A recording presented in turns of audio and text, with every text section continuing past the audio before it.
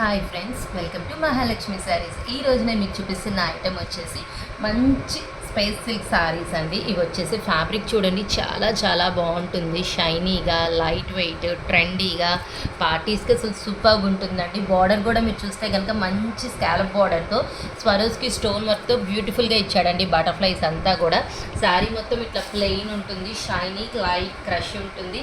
Scallop border అసలు main attraction అండి దీనికి. ఫ్యాబ్రిక్ అయితే అస్సలు చెప్పక్కర్లేదు, చాలా చాలా బాగుంటుంది. మీ అందరికీ తెలిసిందే. బ్లౌజ్ చూద్దాం.